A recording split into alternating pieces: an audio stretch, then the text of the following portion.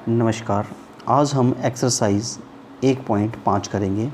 सबसे पहले इसका जो पहला क्वेश्चन है उसमें हमें ये बताना है कि निम्न में से कौन सी संख्याएं परिमेय हैं और कौन सी अपरिमेय संख्याएं हैं। तो सर्वप्रथम हम इसके पहले क्वेश्चन का पहला भाग 2 माइनस वर्गमूल 5। हम जानते हैं कि वर्गमूल 5 एक अपरिमेय संख्या है।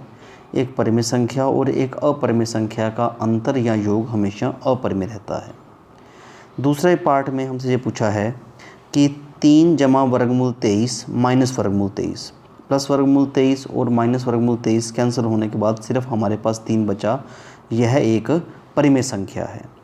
तीसरे भाग में 2 वर्गमूल 7 बटे 7 वर्गमूल 7, दोनों वर्गमूल 7 हमने कैंसिल कर दिए। हमारे पास आंसर आया 2 बटे 7। और आप जानते हैं कि 2 बटे 7 कैसी संख्या है? परिमेय संख्या है। इसके बाद 1 बटे वर्गमूल 2, यह भी एक अपरिमेय संख्या है। 2 पाई, क्योंकि पाई एक अपरिमेय संख्या है इसलिए इसकी परिमेय संख्या से गुणा करने पर भी ये अपरिमेय संख्या ही रहेगी। अब हम इसका दूसरा क्वेश्चन देखते हैं। दूसरा प्रश्न है हमारे पास कि निम्नलिखित व्यंजकों में से प्रत्येक को सरल कीजिए। हमें सरल करना है। पहला पार्ट है दूसरे क्वेश्चन का 3 जमा वर्गमूल 3 और 2 जमा वर्गमूल 2।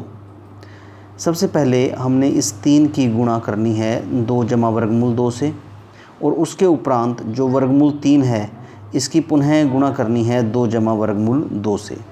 इसमें ध्यान देने योग्य बात यह है कि जब आप 3 और 2 की गुणा करेंगे तो हमारे पास 6 आएगा, और जब आप 3 को वर्गमूल 2 से गुणा करेंगे तो ये 3 वर्गमूल 2 का 3 वर्गमूल 2 आ जाएगा। उसी प्रकार से वर्गमूल 3 की जब 2 से गुणा होगी तो 2 वर्गमूल 3 आएगा। वर्गमूल 3 को जब वर्गमूल 2 से गुणा करोगे तो वर्गमूल 6 आएगा। अब हमारे यहाँ पर हमारे पास वर्गमूल 2, वर्गमूल 3 और वर्गमूल 6 हैं। ये सारी अपरिमेय संख्याएँ अलग अलग हैं, इनको जोड़ा या घटाया नहीं जा सकता। तो यही हमारा फाइनल आंसर होगा। इसके बाद इसका जो सेकंड पार्ट है, इसी क्वेश्चन का जो सेकंड पार्ट है हमारे पास, उसकी जो स्टेटमेंट है वो है 3 जमा वर्गमूल 3 और 3 माइनस वर्गमूल 3। हमने इसमें आइडेंटिटी प्रयोग करनी है जो 8वीं में हमने सीखी है, a plus B A minus B बराबर A square minus B square. और ये आइडेंटिटी का वीडियो भी मैं आपको सेंड करूँगा कि ये आइडेंटिटी बनी कैसे। फ़िलहाल आप इसको याद रखें कि a प्लस बी और a माइनस बी जो है हमारे पास वो a square minus B square है। तो a की जगह पर 3 का वर्ग और माइनस b की जगह पे वर्गमूल 3 का वर्ग करना है। जब हम इनका वर्ग करेंगे तो 3 का वर्ग हमारे पास 9 आ जाएगा, और वर्गमूल 3 का 9, वर्गमूल 3 का जो वर्ग है वो वर्गमूल 9 आएगा, और 9 का वर्गमूल 3 होता है। या आप डायरेक्ट भी कह सकते हैं कि वर्ग से वर्गमूल कैंसिल हो सकता है, तो सिर्फ हमारे पास 3 बचेगा, और 9 में से 3 घटाने पर हमारे पास इसका उत्तर 6 आ जाएगा। अब हम इसका तीसरा भाग देखते हैं। तीसरे भाग में जो इसका थर्ड पार्ट है उसमें जो सर्वसम्मी का प्रयोग करनी है वो है a प्लस बी का whole square is equal to A square plus 2ab plus B square. ये आपने 8वीं कक्षा में पढ़ी है आइडेंटिटी, इसको सर्वसम्मी का कहते थे। यहाँ पर वर्गमूल 5 जमा वर्गमूल 2 है, तो उसके अनुरूप वर्गमूल 5 का वर्ग हो जाएगा प्लस 2 गुणा वर्गमूल 5 गुणा वर्गमूल 2 जमा में वर्गमूल 2 का वर्ग हो जाएगा।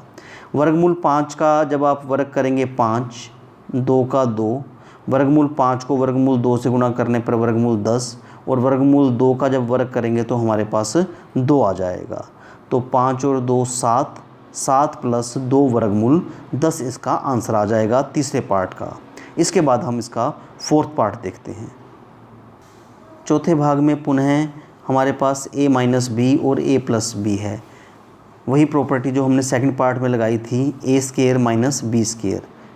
a minus B A plus B हो तो उसका जो आइडेंटिटी है a square minus B square. वर्गमूल 5 का वर्ग करेंगे तो 5 आ जाएगा, वर्गमूल 2 का वर्ग करेंगे तो 2 आ जाएगा। तो माइनस करके हमारे पास उत्तर 3 आ जाएगा।